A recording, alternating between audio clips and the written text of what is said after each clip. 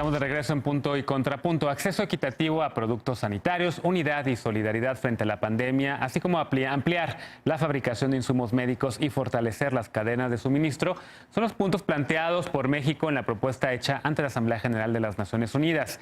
La iniciativa fue adoptada por el 93% de los países que forman parte de la Asamblea General.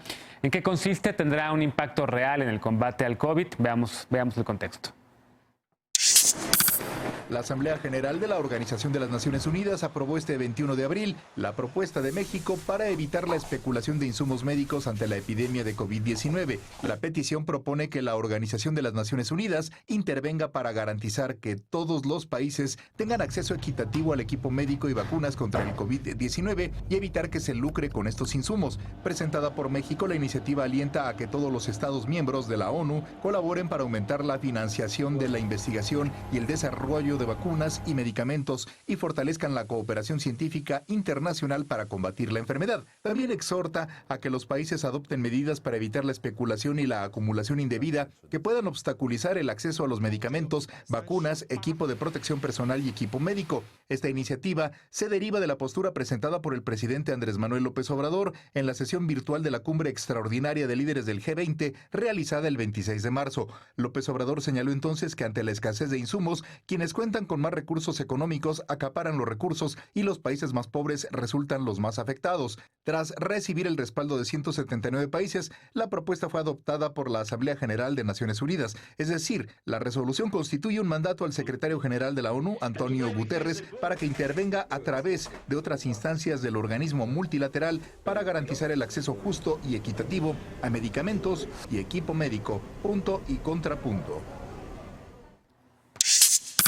Bueno, segundo tema a discutir, el plano multilateral de la diplomacia mexicana, que se presumió mucho, digamos, este acuerdo en una mañanera en donde estuvo el representante también de México ante Naciones Unidas, hablando precisamente sobre esta iniciativa, sobre esta propuesta mexicana. ¿Cómo la ves, Alejandro? ¿Es realmente importante o es solamente palabrería diplomática que no va a tener ningún efecto? No, yo creo que es una iniciativa muy positiva, Genaro, presentada, por cierto, con gran audacia y muy positivamente por el embajador Juan Ramón de la Fuente, que por cierto pues estaba convaleciente de COVID-19. Y bueno, esta propuesta que México presenta, y como se dijo previamente, pues se expuso en la cumbre extraordinaria de líderes del G20, ¿no? Este mecanismo informal de concertación política y social y económica de las economías más importantes del mundo, ahora presidida por Arabia Saudita.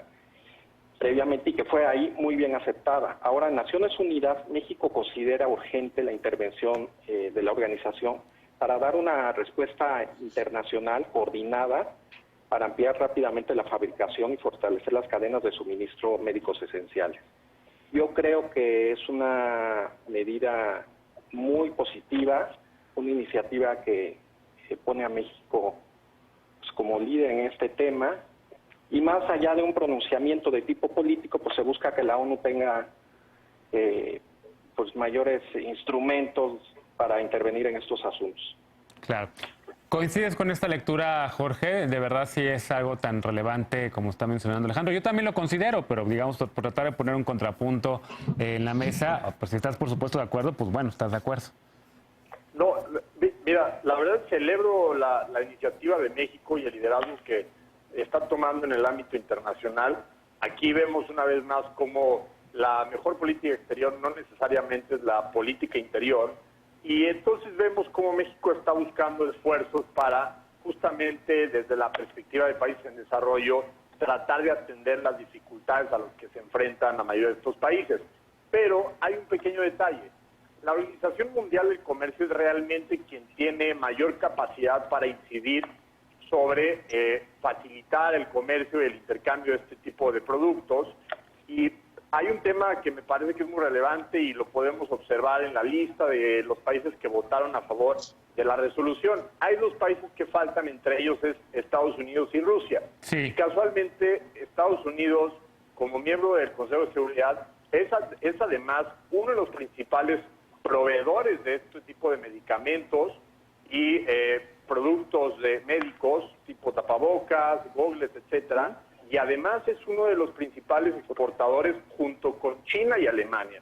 Entonces estamos viendo cómo uno de los países que realmente puede generar un cambio no está, digamos, involucrado en este tipo de esfuerzos, y además a eso hay que sumarle que constantemente está afectando la capacidad de organizaciones como la Organización Mundial del Comercio y la Organización Mundial de la Salud, lo que merma en todo sentido la posibilidad de poder lograr consensos significativos que logren facilitar. Y nada más por dejarte un dato, realmente Estados Unidos junto a Alemania y China son responsables del 40% de las exportaciones. Entonces, todo el restante queda en manos de aquellos países que sí apoyaron y respaldaron esta iniciativa, que celebro que se haya dado y con esa magnitud de respaldo.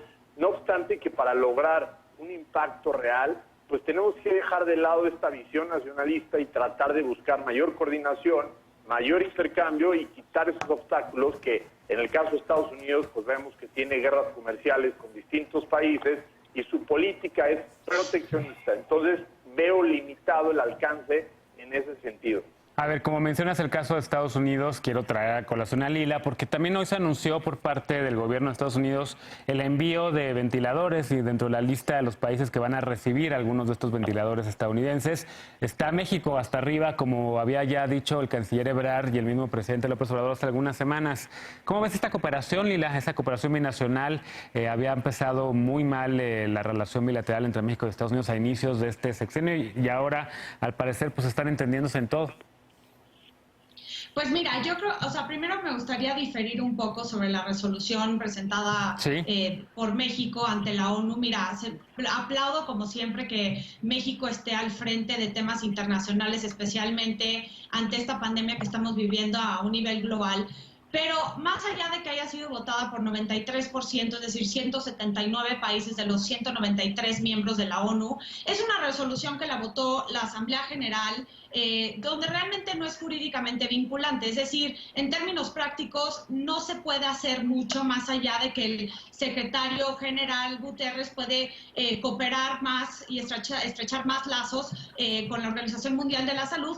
Y dado que esta resolución pedía que se establezcan precios justos para los medicamentos, que haya acceso equitativo a equipo médico y a medicinas, y que haya un desarrollo para una vacuna e investigaciones en conjunto. En realidad las únicas resoluciones que son vinculantes son las del Consejo de Seguridad, el cual ahorita está viendo un texto que está por tal vez aprobar en unas semanas, pero más allá de eso en realidad es una resolución diplomática, es un triunfo diplomático, una petición política que se tradujo en una resolución en la ONU, pero más allá de eso, en términos prácticos, no creo que vaya a cambiar mucho el escenario global.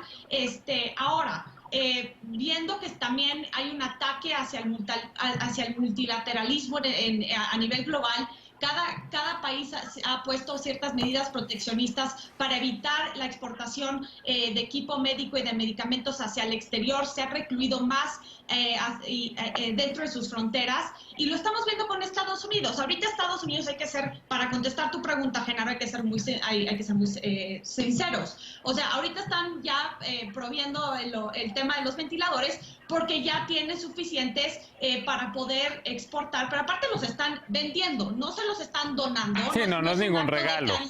Claro. Exactamente. Aparte, igual que ahorita, como dijeron, bueno, va a absorber 300,000 de los 300,000 barriles que le tomó por parte de México en esta negociación que se hizo con la OPEP Plus. México en realidad le está dando las riendas de Pemex a Estados Unidos. Trump también ahorita, ya como tú bien sabes, dio una orden ejecutiva para frenar la migración los próximos 60 días. Es decir, hasta cierto punto el gobierno estadounidense está viendo a México como un aliado muy pequeño, el cual lo puede doblar en cualquier momento. Cada que puede, sí dice que Andrés Manuel, cada que puede Trump dice que Andrés Manuel es su amigo, pero en realidad siempre le dice, bueno, sí, pero tiene toda su Guardia Nacional desplegada en nuestra frontera, ¿no? Hasta cierto punto ellos se han doblado, nosotros hemos doblado a México y mira, hasta su propio ejército está protegiendo los intereses de Estados Unidos. Entonces creo que hay que ser muy cautelosos también con las medidas adoptadas por Trump, porque siempre hay una agenda política detrás y es un ciclo electoral en Estados Unidos. Del tema de las visas y las green cards tuvo que recular respecto al tema de trabajadores temporales y principalmente trabajadores del campo, porque hubo una protesta ya por ciertas cámaras de comercio, ¿no? Hay de contrapunto a lo que mencionaba Lila, la cooperación bilateral entre México y Estados Unidos, ¿o quieres también tocar el plano multilateral y la importancia, por supuesto, de esta iniciativa presentada por México en Naciones Unidas? Yo creo que a mí me parece muy importante el tema de esta iniciativa que presentó México, precisamente porque siente un precedente. Si bien, y tiene la razón Lila, no va a lo mejor a surtir ningún efecto concreto.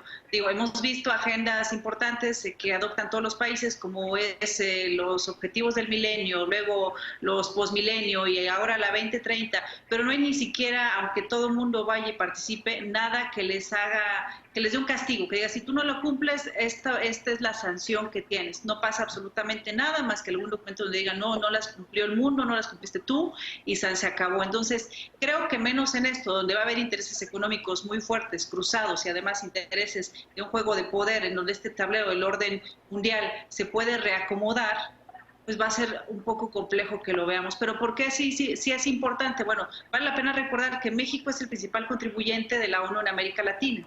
Entonces, por supuesto que se le tenía que tomar en cuenta primero el posicionamiento en el grupo del G20 y pues fue un buen trabajo de cabildeo por parte de la misión de México ante la ONU, que por supuesto que tiene que demostrar que está haciendo algo en este momento, ¿no? Es una especie de alzar la mano dentro de este panorama regional para decir, tenemos un liderazgo positivo que contrasta obviamente con la parte negativa de Bolsonaro, que pues ahorita ya es del otro segmento, ya lo abordamos el otro segmento, pero a mí sí me parece muy destacable por eso, ¿no? El papel de Marcelo Ebrard, la propuesta del presidente, apoyada obviamente por él, y también de Juan Ramón de la Fuente. Es un precedente del cual después, a pesar de que solamente puede quedar en un pronunciamiento político, pues después muchos países pueden retomarlo y decir, a ver, todos los 179 países dijimos que queríamos justicia, equidad, no acaparamiento en el tema de salud, de esta salud mundial, porque no habíamos enfrentado un reto de este tamaño en esta generación. Claro. Y por último, porque también quisiera tocar este tema que está también, es bastante evidente, digamos, Alejandro, el tema de la cooperación bilateral con China. Hemos visto también puentes aéreos, ya varios aviones mexicanos, de una aerolínea mexicana, haciendo un puente aéreo, como lo llamó el canciller Ebrard, trayendo material médico, una buena cooperación también entre México y China en ese sentido, yo diría buena cooperación o una buena respuesta en América del Norte, también entre México y Estados Unidos y Canadá con el tema del COVID, pero también con China. ¿Cómo lo ves? Sí, efectivamente, se ha estrechado lazos con China, con Estados Unidos. Hemos encontrado una muy buena respuesta, un buen apoyo por parte de China y de Estados Unidos. Y bueno, yo creo que ha sido parte de los esfuerzos que ha hecho la Cancillería para encontrar pues insumos médicos por parte de China y que nos estén apoyando en ello, ¿no? Además con la experiencia que ellos han tenido. Claro. Bueno, pues déjame hacer una pausa y regresando de esta hablaremos ya del último bloque de la noche. Las distintas estrategias instrumentadas por los países latinoamericanos frente al COVID han implicado en algunos casos poner en riesgo las libertades esenciales de la población y en otros su derecho a la salud, y vamos a ver también las respuestas en materia económica. Regresamos a Punto y Contrapunto, no te vayas.